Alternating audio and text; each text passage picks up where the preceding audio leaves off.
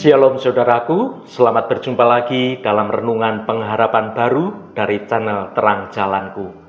Sungguh saya senantiasa bersukacita karena Anda semua senantiasa bersemangat dalam mencari kehendak Tuhan. Hari ini saya akan menyampaikan renungan dengan judul Pertumbuhan Iman Sejati. Tetapi sebelum kita mendengarkan firman Tuhan ini, mari kita berdoa terlebih dahulu. Ya Bapa yang baik, kami bersyukur kepadamu atas anugerah-Mu pada hari ini. Kami datang ke hadapan-Mu dengan hati yang rendah hati, memohon bimbingan-Mu dalam renungan kami. Kami rindu untuk semakin mengenal Engkau dan bertumbuh dalam iman yang sejati. Tuhan, bukalah mata hati kami, agar kami dapat melihat betapa besar kasih-Mu bagi kami. Tolong kami untuk dapat memahami kebenaran firman-Mu dan menerapkannya dalam kehidupan kami sehari-hari. Kami ingin menjadi pohon yang berakar kuat di dalam Engkau, menghasilkan buah yang baik dan memuliakan nama-Mu. Terima kasih Tuhan. Dalam nama Tuhan Yesus Kristus kami berdoa. Haleluya. Amin. Saudaraku yang terkasih, setiap perjalanan iman adalah unik, namun tujuannya sama, semakin dekat dengan Bapa di surga. Pada kesempatan ini, mari kita merenungkan bersama tentang pertumbuhan iman yang sejati. Bagaimana kita dapat memastikan bahwa iman kita tidak hanya sekedar keyakinan, tetapi juga sebuah pengalaman hidup yang semakin mendalam setiap hari. Saudaraku, ada kisah menarik dari orang yang bernama Pachomius. Setelah dibaptis, Pachomius sering ingin bertumbuh dalam imannya. Ada nasihat yang berkata, "Bertapalah Pachomius, itu cara terampuh." Ini nasihat dari seorang biarawan. Pada tahun 315 Masehi, tradisi bertapa memang marak dilakukan oleh banyak orang. Orang memisahkan diri dari masyarakat yang korup pada waktu itu. Dia hidup menyendiri di gurun atau di tempat yang sunyi, berdoa dan berpuasa. Dan hal ini dicoba dilakukan oleh Pachomius. Setelah mencobanya sekian lama, Pachomius merasa itu tidak tepat. Dalam hatinya dia berkata, "Bagaimana bisa belajar rendah hati jika hidup sendirian? Bagaimana belajar bersabar tanpa menjumpai sesama kita manusia?" Maka sejak saat itu, Pachomius berhenti bertapa dan mengembangkan spiritualitasnya dalam persekutuan dengan sesamanya.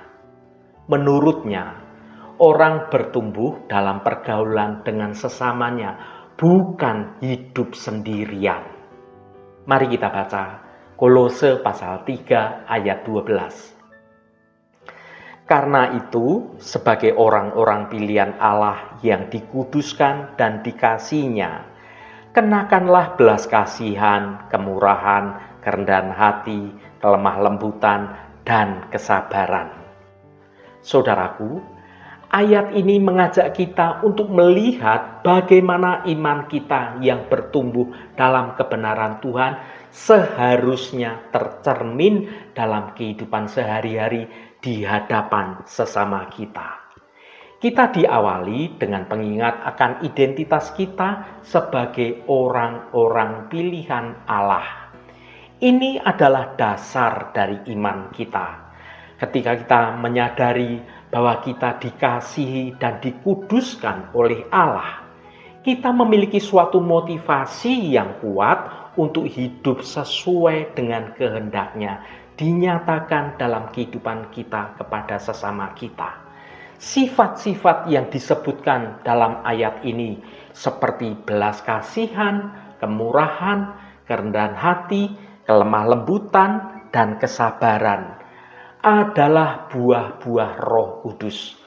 Ketika iman kita bertumbuh, Roh Kudus akan menghasilkan buah-buah ini dalam hidup kita. Ini adalah tanda nyata bahwa kita sedang berjalan dalam kebenaran Tuhan. Saudaraku, ayat ini bukan hanya sekedar ajakan untuk memiliki sifat-sifat yang baik, tetapi juga sebuah panggilan untuk menerapkannya dalam hubungan kita dengan sesama kita. Kita harus sabar satu sama lain, mengampuni, dan menunjukkan kasih yang tulus. Sesungguhnya kebenaran Tuhan bukanlah sekedar kumpulan doktrin-doktrin, tetapi juga sebuah gaya hidup yang harus kita praktekkan dalam kehidupan kita, diterapkan dalam hubungan kita dengan sesama kita. Ketika kita benar-benar memahami kebenaran tentang siapa Allah dan siapa kita di dalam Tuhan, kita akan termotivasi untuk hidup sesuai dengan kebenaran itu. Saudaraku yang dikasihi Tuhan, iman yang sejati bukan hanya keyakinan intelektual, tetapi juga sebuah transformasi hidup. Ketika iman kita bertumbuh dalam kebenaran Tuhan, kita akan melihat perubahan yang nyata dalam karakter dan tindakan kita. Kita akan menjadi semakin serupa seperti Kristus dan membawa terang bagi dunia di sekitar kita berada. Haleluya, Tuhan memberkati kita semua. Mari kita tutup renungan ini dengan berdoa. Allah Bapa yang kami sembah dalam nama Tuhan Yesus Kristus, kami datang di hadapan-Mu dengan hati yang penuh syukur dan rendah hati.